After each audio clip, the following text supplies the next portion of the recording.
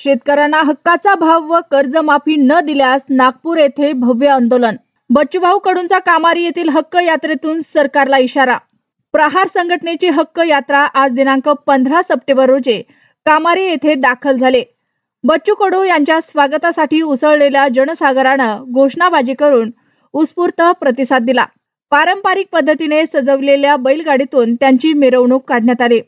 मंचावर पोहोचताच त्यांनी छत्रपती शिवाजी महाराजांच्या पुतळ्यास अभिवादन करून शेतकरी व कामगार बांधवांना मार्गदर्शन केले।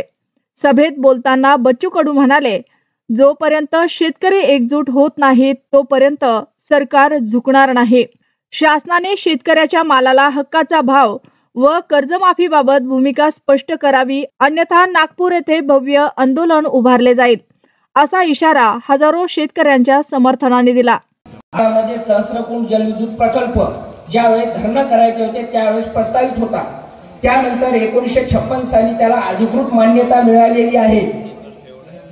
ज्यावेळी भारत सरकारने या प्रकल्प हाती घेण्याचं ठरवण्यासाठी योग्य नाही, त्यामुळे 1956, 1983 आणि आता कालपर्वा 2009 आणि 2011 आमच्याच भागातल्या काही कर्मदरिद्री लोकप्रतिनिधींनी एकाही शेतकऱ्याची मागणी ठिकाणी रस्ता व्यवस्थित नाही, खड्डे आहेत। विकास करायचा असेल तर कशा पद्धतीने विकास करून जनतेची आहे। काल सातारी उमरखेड तालुक्यामध्ये एक सभा झालेली आहे। त्यामुळं मी आपल्या सर्वांच्या माध्यमातून भाऊंना एवढीच विनंती करत आहे की हा जो प्रकल्प आहे हा आम्हाला लागत नाही। हिंगोली, गोंदिया, भंडारा आणि यवतमाळ झालेले आहे आणि प्रचंड प्रतिसाद आहे। लोकांच्या लुटीचं तंत्र आम्ही लोकांना सांगतो, कसं लुटल्या जातो। 11% आयकर कापसावर कमी केल्यामुळे किती लाख गाठी आमच्या देशात येऊन पडणार, त्याचे परिणाम शेतकऱ्यावर कसे होईल। आज 3400 रुपये सोयाबीनचे भाव आहे।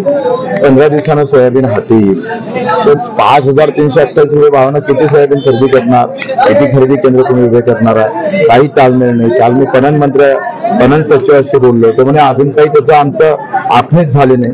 तर माझ्या शेतकऱ्याला तुम्ही काय मराच्या दारावर सोडणार नाही। एका इकडे नैसर्गिक आपत्तीनं शेतकरी मरते आहे, चौफेर आम्ही पाहतोय कुठलेही पंचनामे नाही, काही नाही, कुठली मदत नाही, त्याबाबत कुठल्याही प्रकारचा शासन निर्णय अजूनपर्यंत काढलेला नाही। आणि मग असा वाऱ्यावर सोडून चालणार नाही। आम्ही सांगितलं का सोयाबीनचं खरेदी केंद्र, कारण आता पहिल्यांदा आमचं सोयाबीन हाती येतं, दिवाळीच्या आत ते हाती, दिवाळीच्या आत किती केंद्र सुरू करणार, प्रत्येक जिल्ह्यात किती सोयाबीन खरेदी करणार आहे त्याचं स्पष्टीकरण सरकारनं दिलं नाही तर प्रत्येक जिल्ह्यात पालकमंत्री आणि कलेक्टरच्या घरावर आम्ही सोयाबीनचं तुकार घेऊन जाऊ। आम्ही तो सगळा बंदोबस्त करू। आणि कर्जमुक्तीच्या बाबतीत ना हमी भाव, पेरणी ते कापणीपर्यंत सगळे कामं एमआरजीएस मधून, याच्यासाठी 28 तारखेला नागपूरला, बुद्धेगुरूला लाखो शेतकरी एकत्र होऊन आंदोलन करणार।